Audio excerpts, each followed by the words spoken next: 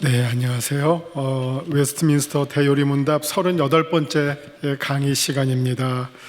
오늘은 마지막 두 계명, 9계명과 10번째 계명을 공부합니다. 우리 두 계명에 해당되는 우리 성경 본문 한번 보고 읽고 시작합니다. 출애굽기 19장 16절과 17절의 말씀입니다. 출애굽기 20장 20장 16절 17절입니다. 20장 16절은요, 내 이웃에 대하여 거짓 증거하지 말라.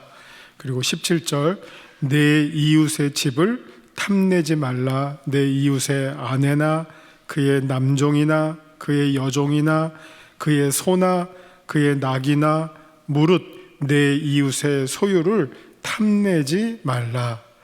이 두 말씀입니다. 먼저 9계명을 봅니다. 9계명은 내 이웃에 대하여 거짓 증거하지 말라입니다. 우리는 이렇게 사실은 요 문구는요, 거짓 증거하지 말라예요. 근데 우리가 아마 대개 이거를 읽으실 때는 거짓말하지 말라로 읽으실 거예요. 그러니까 눈으로 보는 거랑 우리 생각하는 거랑 좀 그 차이가 있을 수 있죠. 근데 사실은 뭐 거짓말하지 말라와 거짓 증거하지 말라는 거의 같은 말이죠. 뭐 100% 같은 말이라고 해도 무방하죠. 그런데 여기 거짓 증거하지 말라라고 하는 거에는 조금 더 특별한 의미가 있어요. 그리고 더 의도가 있어요. 그러면 이게 뭐 하여튼 누가 이런 거를 해봤는지는 모르겠지만 거짓말과 거짓 증거가 어떻게 차이가 있을까를 한번 생각해 보면 뭐 약간 억지로 말하면 좀 차이가 있을 수도 있을 것 같아요. 거짓말은 그냥 좀 이렇게 심각하지는 않을 수 있어요.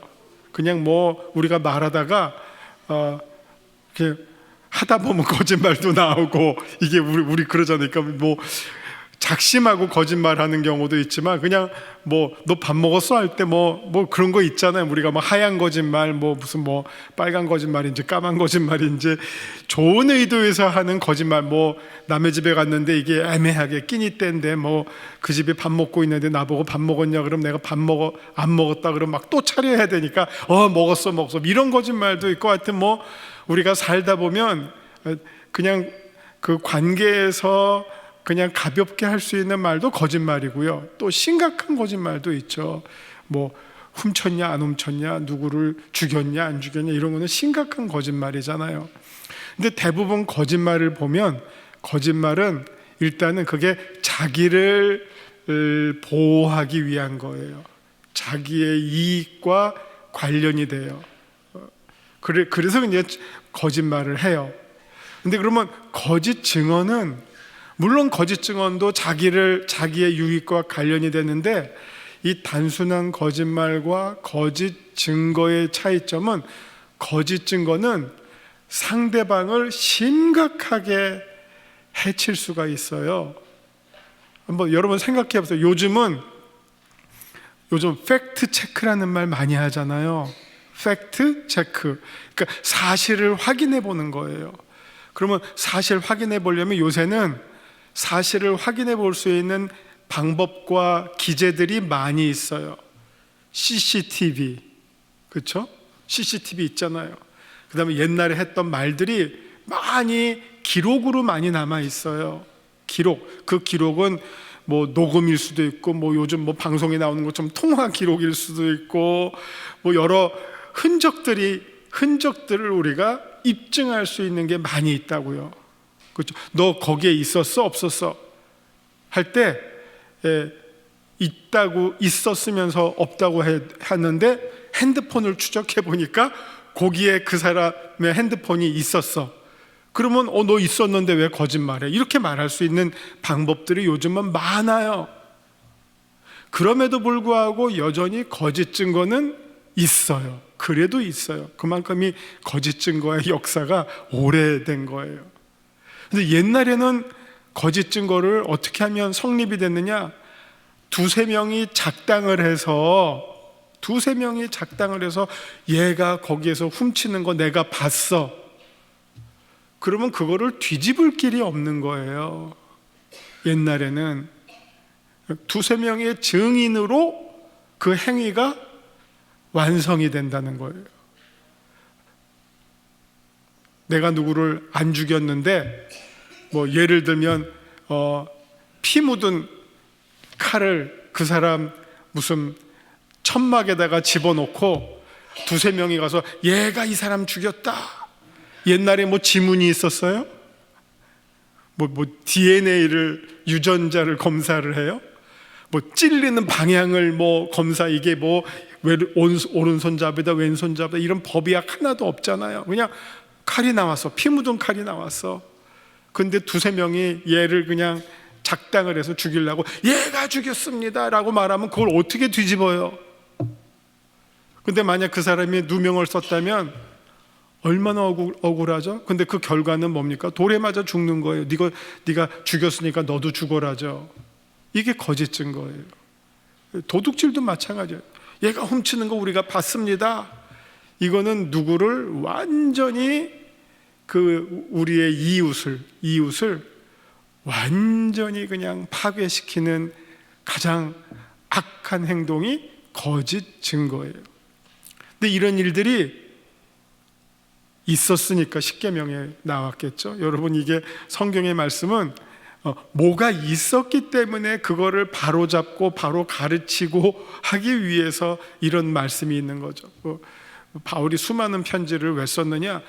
그만큼 그 교회들의 문제가 있었는데 그 문제들은 대부분 바울이 거쳐갔던 지역이거든요.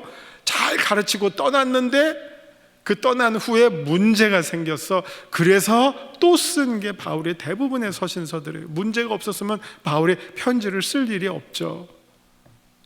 쓸 필요가 없었겠죠. 그만큼 고대 사회에서 서로 누구를 해하기 위해서 거짓 증거를 했던 일들이 많이 있었다는 것을 우리가 볼 수가 있고, 그것이 얼마나 그 옛날 사회는 정말 이 아주 부족 중심의 사회거든요. 아주 조그만 사회예요. 근데 누구와 누구와의 관계가 틀어졌을 때, 누구를 왕따시키고 싶을 때, 누구를 그 가족 공동체, 그 부족에서 몰아내고 싶을 때 그 방법이, 제일 좋은 방법이 뭐겠어요? 제일 심각한 방법은 죽이는 거지만 제일 쉬운 방법은 쫓아내는 거 아니에요? 그럼 쫓아내려면 어떻게 쫓아냅니까? 마음에 맞는 사람들끼리 딱 묶어서 얘가 이런 나쁜 짓을 했다. 거짓 증거예요. 그게 어떻게 보면 누군가를 내 어떤 뜻대로 제거하고 싶을 때 가장 쉽게 쓸 수 있는 방법이 거짓 증거인데, 그거를 당하는 사람은 얼마나 억울하겠어요. 얼마나 억울했어요. 그것을 했으면 이거는 뭐 그냥 정당하다. 내가 이렇게 씨를 뿌렸으니까 내가 거두는 거지. 인과응보지 하고 뭐 원망하면서도 받아들일 수밖에 없겠지만, 만약 아니라면 요즘도 우리 지금 사형제를 폐지하자는 목소리가 높잖아요. 그럼 사형제를 폐지하는 이유 가운데 제일 큰 이유가 뭐냐? 억울한 사람 때문에 그래요. 그러니까 만약 마땅히 죽어야 할 사람 100명을 죽이더라도 혹시 억울하게 누명을 써서 죽어가는 단 한 사람이 있다면 100사람을 안 죽이고라도 그 한 사람을 죽이면 안 된다. 이게 사형제도를 반대하는 사람들의 가장 제일 큰 주장이에요. 혹시 인간이잖아요. 오판할 수도 있고, 많은 경우에는 우리 옛날에도 봤지만 사법 살인이라는 것도 있죠. 범죄를 조작하기도 했었어요. 옛날에 그런 일들이 나중에 밝혀지잖아요. 그냥 해가지고 그 다음날 죽여버렸잖아요. 간첩이라고 몰아서 100명의 간첩을 죽이는 경우가 있더라도 간첩이 아닌 한 사람을 죽이는 경우는 이거는 국가가 해서는 안 될 일이다 해서 지금 사형을 반대하는 사람들의 목소리가 커지고 있고, 그래서 우리나라도 지금 한 30년째인가 사형을 안 하고 있다잖아요. 그래서 실질적 사형 폐지 국가처럼 됐다는데 그 이유가 억울한 사람 때문에 그렇죠. 근데 이 거짓 증거 하지 마라. 거짓 증거를 해서 그 피해를 받는 당사자는 얼마나 억울하겠습니까? 그래서 성경은 거짓 증거 하지 말라라는 말이 어떻게 보면 거짓말 하지 말라라는 말보다 더 앞서서 이렇게 전면에 나오는 거죠. 자, 그러면 거짓 증거 하지 말라, 그런 심각한 많은 문제들이 있어서 하시는 말씀이 우리에게 주신 계명이고, 그 다음에 이제 우리가 이 말씀 속에서 또 마땅히 생각해야 할 말은 거짓말 하지 말라죠. 거짓 증거도 제일 심각한 거짓말이니까 넓은 의미에서는 우리가 거짓말을 하면 안 된다. 왜?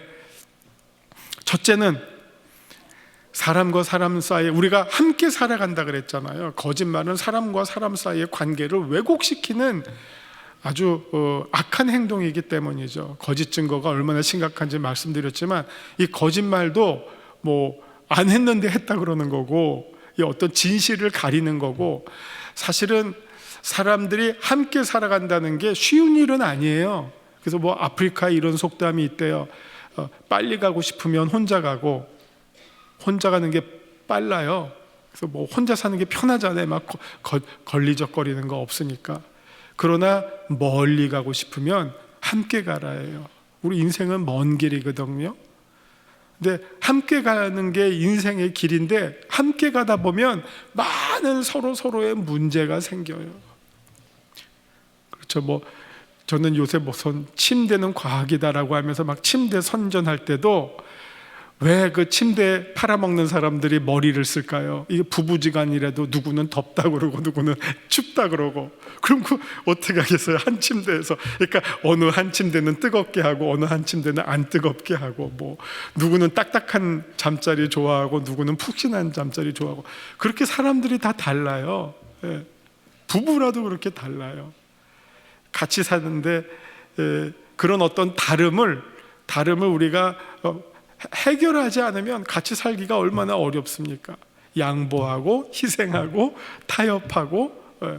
근데 그 과정에서 거짓말이라고 하는 거는 그 관계를 왜곡시키고 망가뜨리는 아주 제일 해악이죠. 악질적 요소죠. 그 서로가 정직과 신뢰와 공평함과 이런 것들이 보장이 돼야지 더불어 살기가 수월해지는 거죠. 점점. 그런 어떤 인간관계의 면에서 거짓말이 얼마나 나쁜가. 또 하나는 우리 하나님은 공의의 하나님이세요. 올바름의 하나님이시고 진리의 하나님이세요. 그래서 제일 싫어하는 영이 어떤 영입니까? 거짓의 영이에요. 거짓의 영. 거짓의 영은 사람들을 미혹시켜요. 그리고 하나님으로부터 떠나게 만들어요. 뱀이 꼬였던 것도 거짓의 영이죠. 뱀이 인간을 유혹했던 것도 그 유혹이 언제나 거짓의 형식으로 다가와요. 진리로 하면 그게 무슨 유혹이에요? 진리는 공감과 설득당하는 거죠. 그런데 거짓은 언제나 미혹과 관련이 되거든요. 그것이 작동할 때는 하나님으로부터 떠나게 되고 공동체가 파괴가 되고 인간관계가 어그러지게 되는 것, 그게 거짓이 발휘하는 어떻게 보면 사탄의 힘이라는 겁니다.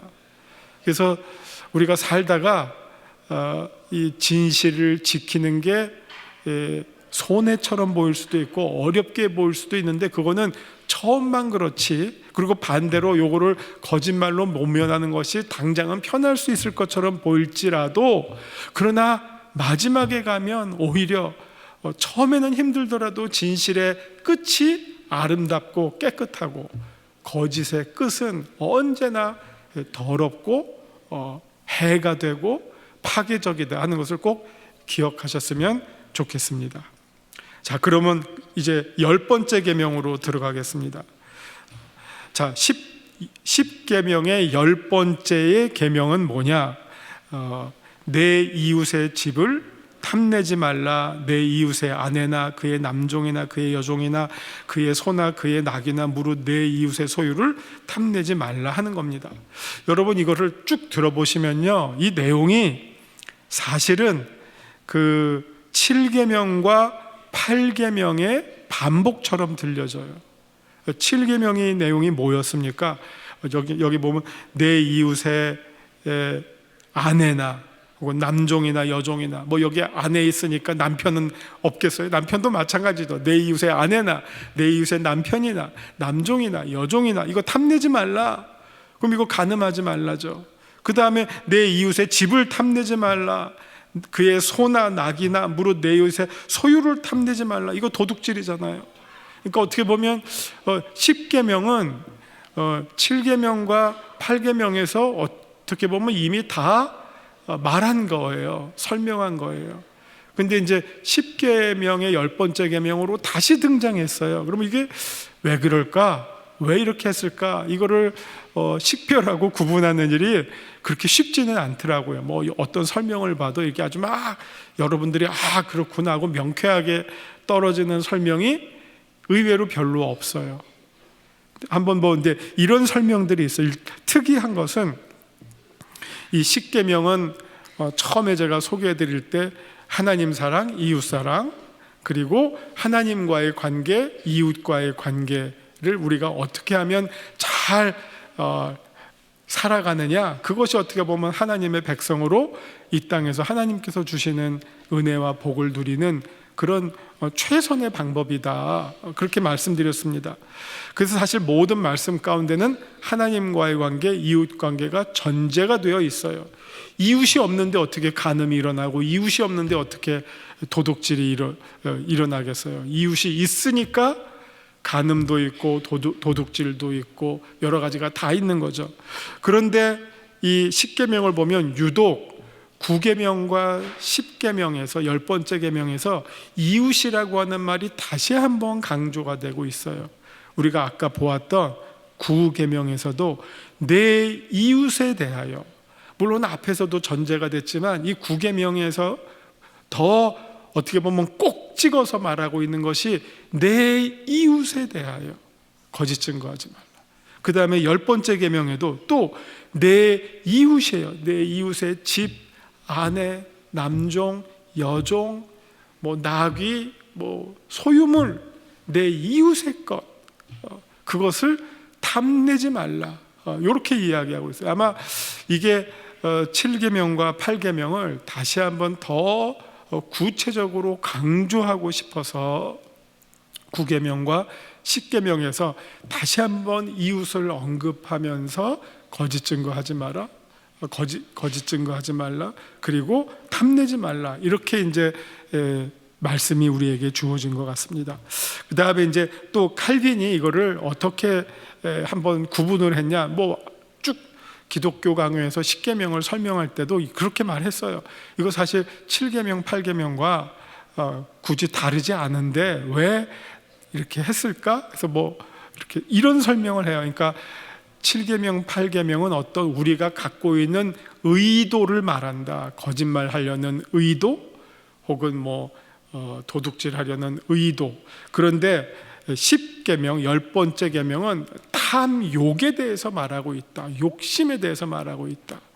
그러니까 어떻게 보면 간음과 도둑질은 조금 의도적 행위, 내가 이거 간음하려면 뭐 눈이 딱 맞아서 무슨 뭐 짐승들처럼 곧바로 이어지는 게 아니라 막 계획을 짜잖아요. 뭐 접근하는 방법, 유혹하는 방법, 뭐 어떤 타이밍을 하나, 이렇게 계속 이렇게 무슨 작전을 짜나가잖아요. 플랜을 짜나가잖아요. 거짓말에 대해서도 아마 이거 즉흥적인 것보다는, 도둑질에 대해서도 즉흥적인 것보다는 여기서 뭔가 어떤 계획을 가지고 저걸 내가 어떻게 하면 가져올까, 뭐 이런 어떤 의도가 좀 더 강조된 설명이 7계명과 8계명이라면 이 10번째 계명, 내 이웃의 집, 아내, 남종, 여종, 소, 나귀, 소유물, 이런 것들을 탐내지 말라라는 말은 이 그냥 단순히 하지 말라가 아니라 이 탐욕을 건드리고 있는데, 사실은 이 탐욕이라고 하는 것은 중세의 카톨릭 신학에서 되게 강조했던 내용이에요. 이 탐욕은 뭐냐면 원죄의 결과로 인간을 지배하고 있는 죄의 어떤 힘, 그것을 탐욕이라고 보았어요. 원죄 이후에 인간에게 미친 어떤 그 타락의 결과가 남아있느냐, 그것을 탐욕이라고 봤어요. 뭐 concupiscence라는 말을 통해서 그 탐욕이 인간을 지배하고 있다. 그러니까 뭘 보면, 그래서 우리 옛날에 뭐 있죠? 견물생심이라는 말. 뭘 보면 하여튼 갖고 싶은 거예요. 남의 떡이 커 보이고 남의 물건을 보면 다 내 거로 갖고 싶은 이 마음이 안에서부터 일어나요. 이거를 절제하지 못하고 이 마음을 다스리지 못하면 그냥 뭐 짐승과 같은 사람, 인간이 돼버리는 거죠. 뭐 남의 거 다 갖고 싶고, 더군다나 내가 그거를 가질 수 있는 힘이 있다면 그 힘을 온갖 방법을 통해서 다 동원하면서 그걸 가지려고 해요. 그 본보기가 누굽니까? 다윗이죠. 다윗. 힘이 있잖아요. 왕이잖아요. 모든 거 다 자기가 할 수 있잖아요. 그런데 욕심이 생긴 거예요. 내 이웃의 내 부하의 아내가 눈에 들어왔죠. 그럼 그 욕심을 행사하는 거죠.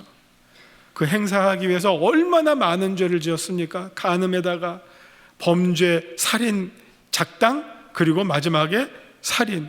그것도 뭐 나쁜 놈을 죽인 게 아니라 최고의 충신을, 상 주고 아껴야 할 충신을, 끝까지 충성심을 표현하면서 이 군인이 전시에 내가 편안하게 내 집에서 잘 수 없다라는 그 충신을 억지로 전쟁터에 몰아내서 죽여버리는, 이게 죄가 얼마나 커져요.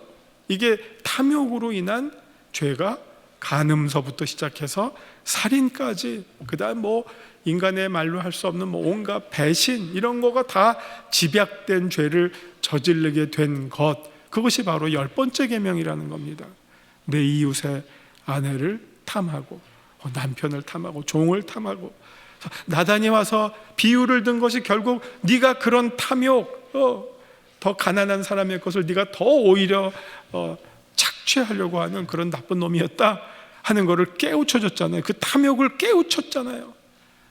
다행인 것은 그때 다윗이 그 깨우침을 듣고 그 자리에서 곧바로 즉시로 회개했기 때문에 오늘날 우리의 다윗이 된 거지, 그 전에 다윗의 모습은 가장 10번째 계명을 극적으로 가장 완전하게 보여주고 있는 그런 모델이었다라고 하는 겁니다.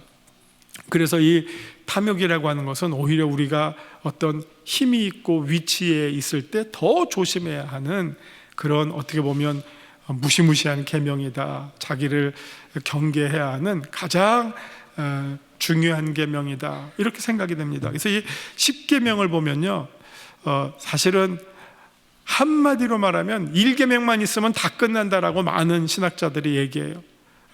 하나님 외에는 다른 신 있게 하지 마라, 이게 모든 것을 관통하고 모든 것을 해결해 주는 계명이다라고 말하는데, 만약 10계명을 하나로 말하면 1계명이겠지만 10계명을 2개로 말하라면 무엇이 될까? 1계명과 10번째 계명이 되겠어요.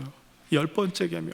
이 10번째 계명은 1계명은 전체를 아우를 뿐만 아니라 또 하나님과의 관계를 가장 완전하게 표현할 수 있는 계명이라면, 이 10번째 계명은 이 후반부의 인간과의 관계를 한마디로 설명해주고 다 포괄할 수 있는 가장 축약된 계명이 10번째 계명이다. 이 안에는 거짓말도 들어가 있고 도둑질도 들어가 있고 간음도 들어갔고, 하나님의 백성이 이웃과의 삶 속에서 어떻게 살아야지 정직하고 올바르고 깨끗하게 살 수 있을까, 바르게 살 수 있을까, 조화롭게 살 수 있을까, 그거를 보여주고 있는 가장 어떻게 보면 완성된 말씀이다 하는 것을 우리가 10번째 계명에서 보게 됩니다. 이렇게 해서 이제 우리가 10계명에 대해서 한번 다 전체적으로